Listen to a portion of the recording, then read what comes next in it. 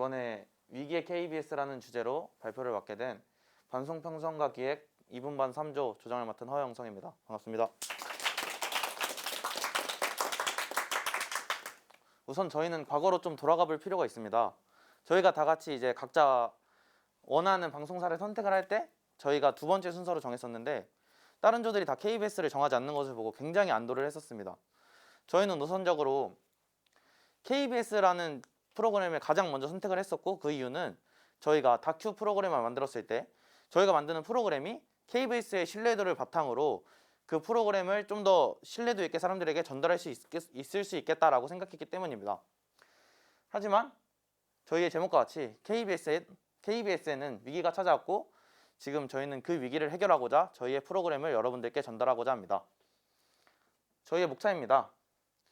저희가 방금 말씀드렸던 선택한 이유를 좀 더 자세히 말씀드리고, 대내외 분석, 그리고 그런 분석 결과, 그리고 저희의 기획안 소개를 해드리고, 다양한 다른 기획안 세부 내용을 말씀드리면서 발표를 마치도록 하겠습니다. KBS는 대외적으로 사람들에게 가장 신뢰받는 기업으로, 방송사로 유명합니다. KBS가 밀고 있는 슬로건 자체가 신뢰, 그리고 대한민국의 대표 공영 미디어라고 본인들의 이미지를 만들고 있었기 때문에 저희는 그 모습을 굉장히 좋게 보았었고, 실제로 네이버 시청률 검색창에 들어가 보면 지상파 상위 부분에 4-5 프로그램이 동시에 KBS로 구성되어 있을 정도로 KBS가 다른 방송사들에 비해 시청률도 높고 시청자층도 두터운 것을 확인할 수 있었습니다. 또한 슬로건 자체가 가장 신뢰받는 미디어였기 때문에 그 신뢰를 저희는 이용하고자 했었는데, 실제로 검색을 해보니 KBS에서 방영한 시사기획 제2라는 시사 토론 프로그램이 있었는데요. 해당 프로그램에서 자료조사를 진행한 결과 KBS는 개인 방송인들이 진행하는 유튜브보다 다른 일반인들에게 신뢰도가 낮게 평가된 것을 저희는 확인을 할 수 있었습니다. 물론 이 프로그램이 잠깐 조사를 한 거고 제대로 된 한국갤럽이나 유명한 설문조사지에서 조사한 것은 아니지만, 유일하게 수신료를 받고 모든 국민들에게 세금으로 운영되는 방송국에서 잠시나마 3일 안에 조사된 결과라고 하더라도 KBS가 개인 방송한테 밀린다? 저희는 이 주제에 대해서 굉장히 충격을 받았습니다. 저희가 그때부터 모든 기획안을 갈아엎었어야 됐거든요. 근데 도대체 어떻게 본인들이 신뢰라는 슬로건을 밀고 있는 방송사가 이렇게까지 신뢰를 잃게 되었는가에 대해서 찾아보게 되니까, KBS는 공영이라는 뜻이 갖고 있는 공공의 이익을 위해 일하는 기업이 아닌 친정부적이고 공공의 이익을 위하지 않고 시민을 뒤로하고 그런 행위들을 너무 많이 보여줬습니다. 예시로 가장 유명한 이제 촛불 집회가 시작하게 됐던 그런 상황들과, 현재 당장 윤석열 후보와 이재명 후보 대선 때도 편파적 보도가 많다고 매우 많은 기사가 나오고 있고요.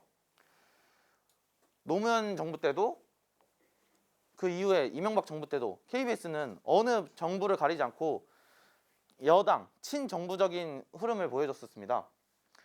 그 예시를 좀 디테일하게 말씀드리면, 올해 2021년 11월 기사입니다.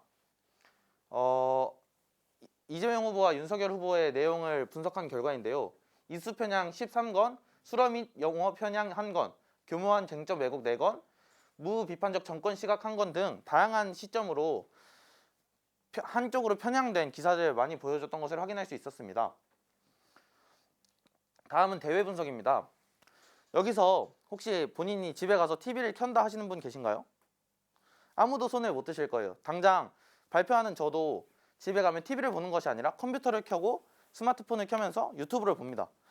현재 미디어의 주 소비층이라고 할 수 있는 MZ세대는 기본적으로 TV를 이용하는 것이 아닌 핸드폰, OTT, 그리고 스트리밍 서비스를 활용해서 다른 사람들이 주로 이용하지 않게끔 방송국이 세팅이 되어 있습니다. 또한 저희가 아까 보여드렸던 방송국의 기본적인 시청률은 저희가 소비하고 있는 것이 아니라 30, 40대, 즉 저희 윗세대 그분들이 이용하던 게 KBS였는데, 이제 주 미디어 소비층이 MZ세대로 건너오다 보니까 사람들이 미디어를 이용함에 있어 방송국이 뒤로 밀려가는 것은 문제가 아닌 자연스러운 사회 현상이었던 것입니다. 여기 보시면 과거 이제 40, 50대 분들에는 TV를 시청하는 확률이 71%가 됐다가 점점 줄어들어 현재는 반도 아닌 30%대를 유지하고 있는 것을 확인할 수 있었습니다. 저희의 분석 결과는 딱 두 가지입니다. 애초에 사람들은 TV를 보지 않는다. 근데 TV를 보는 사람들마저도 KBS를 이용하지 않는다. 왜냐? KBS가 신뢰를 잃었기 때문입니다.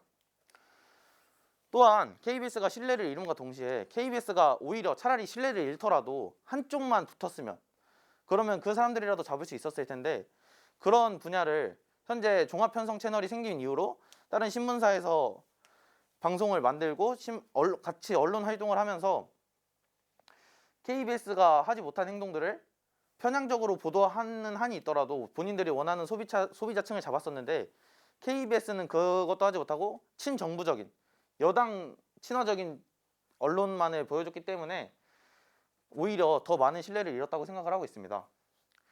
그래서 저희가 만든 프로그램입니다. KBS 다큐 특집 공영 신뢰를 쫓다입니다. 우선 인트로 영상 보고 가시겠습니다.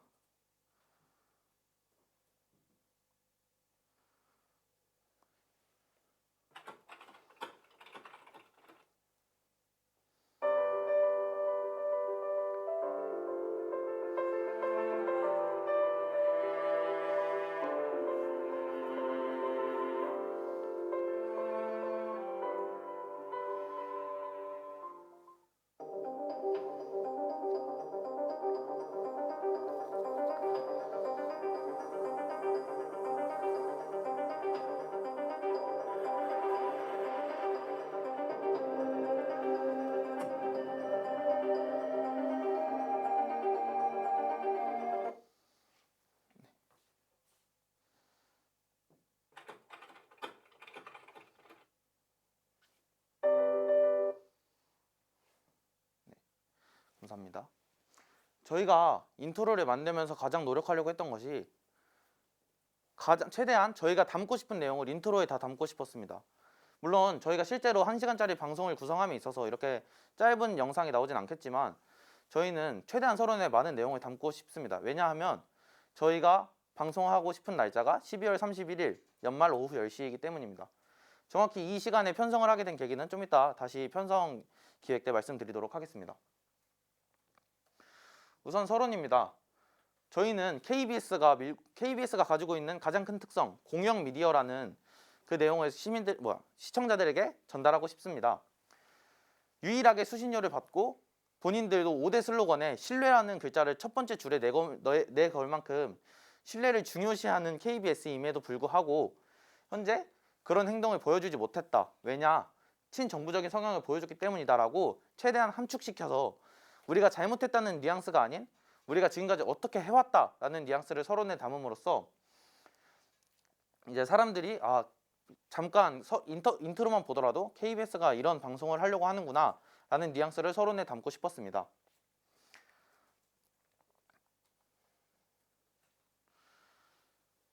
본론입니다. 이제 저희는 서론에 가져갔던 내용들을 본론에 좀 더 디테일하게 풀어가려 합니다. 현재 여기 내용들을 보시면 KBS가 지금까지 슬로건으로 갖고 왔던 멘트들이 하나하나 다 들어가 있습니다. 좋은 방송, 한국인의 중심 채널, 젊은 채널, 다 함께 KBS, 함께하는 평화 등 공동체 그리고 신뢰를 구조로 하고 있는데 그렇지 못한 방송을 진행하고 있다는 걸 다음부터 쭉 풀어나가려고 합니다. 해당 댓글은 실제로 KBS 아까 시사 채널에서 나왔던 댓글들입니다. KBS를 가장 네이버에 먼저 검색을 하면 가장 신뢰받는 미디어 1위라는 기사들이 굉장히 많이 나옵니다. 이는 유튜브에서도 같이 확인을 할 수 있었는데요.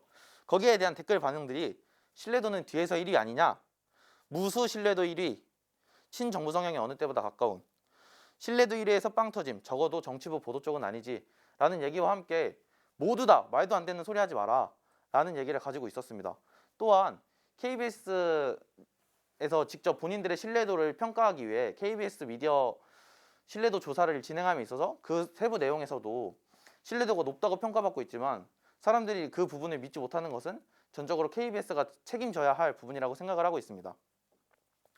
저기 오른쪽에 보시면 저희가 위에 나온 슬로건과 함께 이 해당 슬로건에서는 이런 실수를 했고 그런 내용들이 모두 들어가 있습니다. 예시로 KBS 노조에서 불공정 편파 방송을 신고를 했었고 KBS는 잊을만 하면 한 번씩 사고를 쳐서 시청자를 혼란에 빠뜨리고 대한민국을 휘청거리게 한다 라는 얘기를 하게 되었고 실제로 이사 사인이 KBS의 공정 보도를 촉구하면서 KBS가 좀 더 나은 방향으로 나아가야 한다는 얘기를 많이 했었던 것을 저희는 본론에 디테일하게 담으려고 합니다.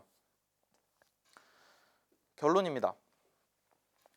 KBS는 좀 더 공영에 가까이 나아가야 한다라는 내용을 담으려고 하는데요.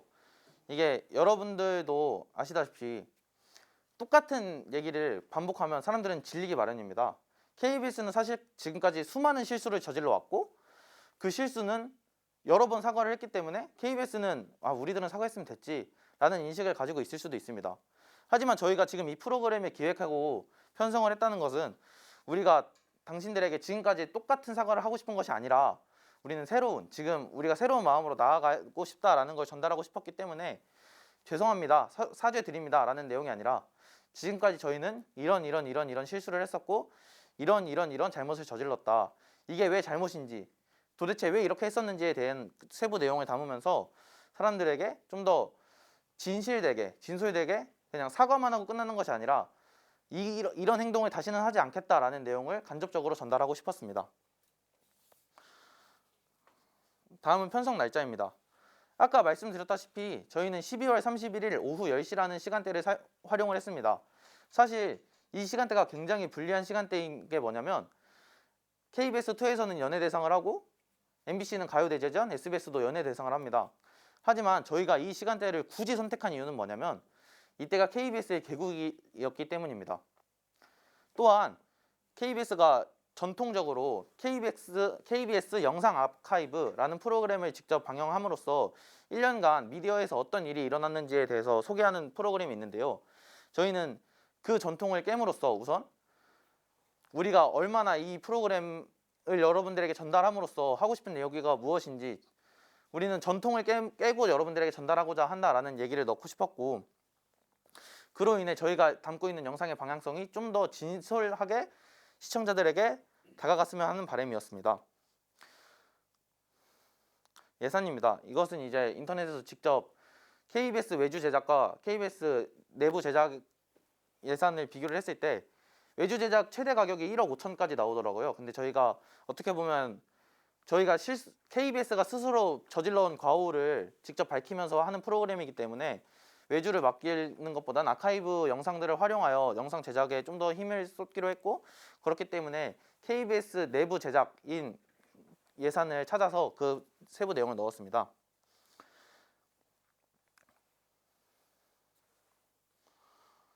저희가 좀 특별하게 말씀드리고 싶었던 게 여기 출연비 내용인데요.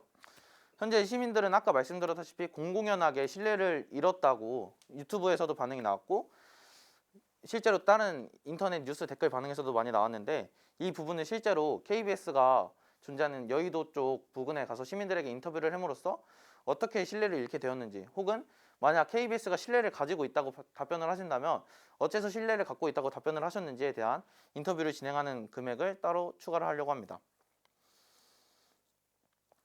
저희의 목표 시청자입니다.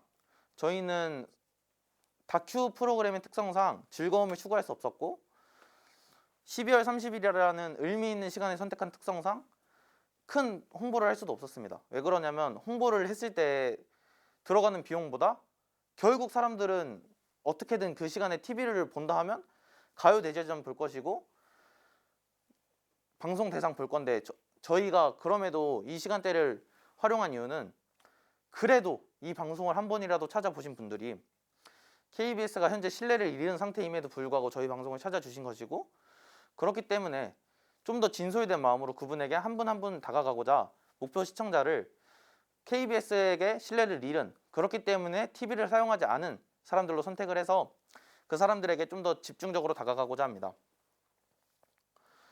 방송 기대 효과입니다. 이 부분은 아까 저희가 말씀드렸던 전통을 깬다라는 것과 연관이 있습니다. 전통을 깼을 때 오는 사람들의 집중성 그리고 그만큼의 결단력 그리고 KBS 방송 개국 기념일에 이 방송을 태우고 그 부분에 대해서 저희의 저희의 의지를 좀 더 보여줄 수 있기 때문에 이 방송으로서 저희의 신뢰도를 다시 상승시키고 여러분들께 새로운 모습으로 다가가겠다. 또한 12월 31일에 방송함으로써 새해에는 더 나은 모습으로 다가가겠다라는 인식으로 하기 위해 하는 것이 저희 방송의 기대 효과라고 볼 수 있습니다.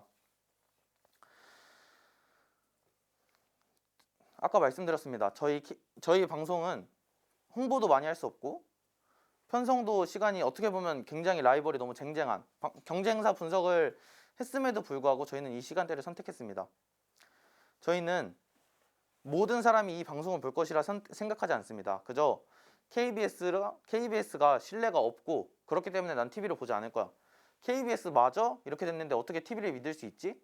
라는 인식을 가진 사람 한 명 한 명에게 다가가서 그 사람 한 명이라도 다시 KBS를 믿고 이 정도면 다시 볼만하지 않을까? 라는 인식을 가지게 된다면 저희는 그거 하나면 사실 이 방송을 제작하게 된 그 계기가 충분히 들어갔다고 생각합니다. 항상 교수님께서 수업 끝나기 전에 기획안 발표 때 말씀을 하셨던 게 너희가 혹시 이 프로그램을 볼 것 같냐? 아니면 이 프로그램 재밌을 것 같냐? 근데 그런 내용이 아니라 저희는 한 명, 딱 진짜 신뢰를 잃어서 TV를 보지 않는 한 명이 다시 한번 리모컨을 잡고 KBS를 틀 수 있게 되는 그 날이 왔으면 좋겠습니다. 이상으로 발표 마치겠습니다. 감사합니다.